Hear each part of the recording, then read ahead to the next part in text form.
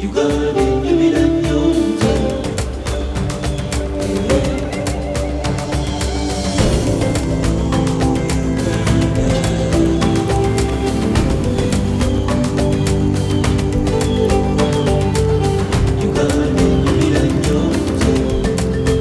is 0.02% of the dry land of the world, and it's probably one of the top 10 biodiversity, rich countries in the world.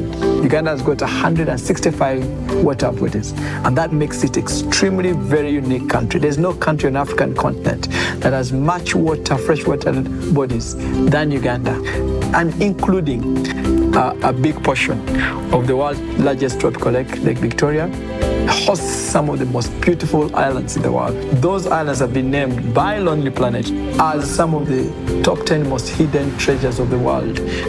Uganda hosts about 11% of the world's species of birds. Mugahinga and Bwindi, which host 54% of the world population of the mountain gorillas. And the number one place to see chimps in the world is in this country. There is nowhere in the world that you'll ever find water gushing through a canyon. Mason Falls is the whole of the Nile, struggling to pass through 7 meters, falling 43 meters deep, cascading on an area of about 120 meters long. This is Uganda, and I am proud to call it my home.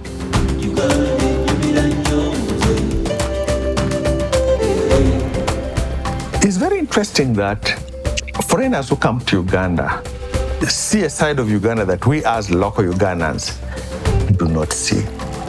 Winston Churchill comes to Uganda and he says, this is the Pearl of Africa. Uganda is the 13th most beautiful country. Our weather, it's either dry or wet, but sunshine. No other country can boast of that while staying near the equator that also has got snow. No other country can boast that you have the largest freshwater lake in Africa with the longest river in the world starting from there. No other country can talk about that. Our hills are green, our lakes are vast, and our sunsets are golden. Privilege is invisible to those who have access to it. And probably when you're living in Uganda, you can't see the beauty that the country has. As you walk across or you drive across this great land, you'll see the various tapestry of the different cultures woven in the different kind of engagements that you have. When you go to the north, it's very different from the east. When you go to the west, it's very different from central. We have some of the richest soil across this continent. It's been said that you will throw a seed anywhere and you will get a bountiful harvest in Uganda. I think we have a rich opportunity to be a food basket for this region, and we are in many ways. I think we have a great climate for growing coffee because we are at a higher altitude here in Uganda. And the coffee we produce, the Robusta, is very good. You will not find a country in the world that has a sweeter pineapple than Ugandan pineapples. It's the best pineapple in the world. Now, we have a lot of guests that come from the Emirates, and when they arrive, all they want is to eat pineapple. The culinary basis of Uganda is extraordinary. I mean, if you go to Mukwano, you have what it's called, the chicken on a stick, as I call it. I think that's also what it's called. The famous Rolex that you can find on every street corner at any time. And matoke, which I think is probably, it's the only country I've been in Africa where they have matoke and G-nut sauce, which is also everybody loves. We have the best food, the best music. We are the vibe. Uganda is a very interesting country, but what is even more interesting is its people. Very, very, very polite on the outside, but they are radically expressive on the inside, through music, through fashion. Ugandans they find a light moment in everything. There's a global rush to seek those unique experiences, and we have so many of those through our food, through our music, through our art, our performances, even visual art. Like, for instance, you come to Uganda and you'll experience roast and rhyme. Imagine you come to Uganda for a festival like Nyege Nyege. Now, those are experiences you don't find anywhere.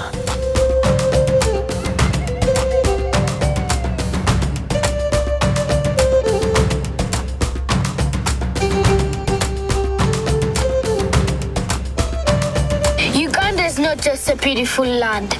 It is a land of opportunities, a place where ideas grow and businesses thrive. So Uganda it's a market-based economy, and it's been a vibrant economy with 70% of labor being less than 40 years old. We operate a free market, which basically means that you are able to bring in significant investment quite easily, and we actually see it when we look at foreign direct investment. That's been growing quite significantly in Uganda relative to other countries within the region as well. So it's easy to access your foreign currency. It's easy to convert that into local currency at a pure market rate without any restrictions or constraints. It's an open business climate. You can invest your foreign currency and you can take it out, so it's not a difficult environment. The Uganda Investment Authority, government and so on are keen to attract investment. Business climate is positive. The exchange rate between the Uganda shillings and the US dollar is a very good indicator of the state of the economy or the business environment. If you run that number over the last 5 years, the Uganda shilling actually held its value. It appreciated slightly against the dollar. Uganda has managed to keep a stable currency, a stable economy, great for investment. GDP growth has been averaging 6% over the last 2 years. With oil and gas coming up, it is forecasted to be above 10%, which will bring the GDP of Uganda to be above $60 billion very, very soon.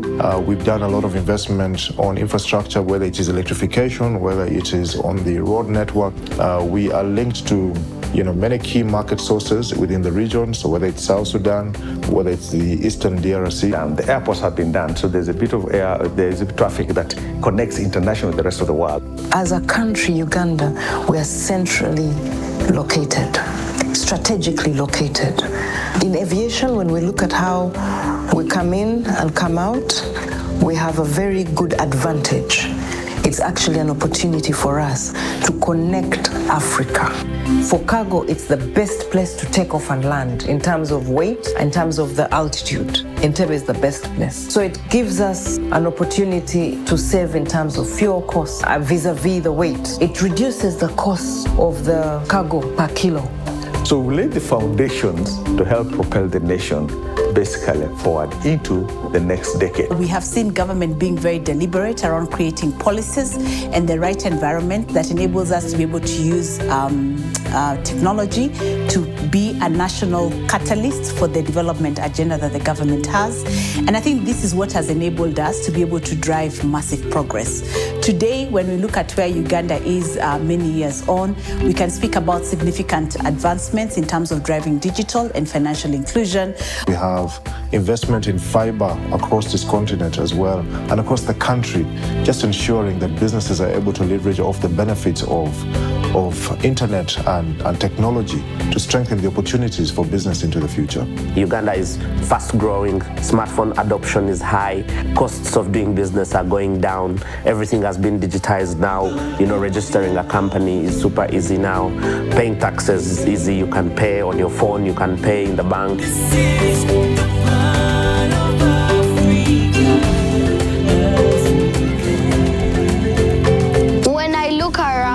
I see hands that build a future and mind that imagine a better tomorrow. The country has every ingredient that it requires to become a regional powerhouse. When you look at the National Household Survey report of 2024, it's estimated that Uganda has about 15 million middle income earners. There's more disposable income, so they tend to spend more. The Uganda population is the second youngest in Africa. It's estimated that over 60% of the population is less than 35 years old. We are very lucky to have very tech-savvy, English-speaking young population. They have the energy, they have the creativity. Many of them are digital natives, which means that they can be able to leverage the power of the digital economy that we're seeing today to accelerate Uganda. The level of innovation, the level of entrepreneurship that we can find that can come out with young people is immense. So it is actually a future for this country. When I look at Uganda, I look at the talent of its young people. I look at the entrepreneurial energy that is in this country. I look at the resources that are in this country. The amount of energy that's within the country is incredible. What we need to do is how do we channel this energy into more productive activities? It truly means then that we can actually be able to catapult this country to becoming a significant contributor to what is happening in Africa. We are over 40 million people. Each one of us has a reason to believe in Uganda. I want you to believe in Uganda just like we do. Believe in our people, our dreams, our opportunities, and our future. This is our home. This is Uganda.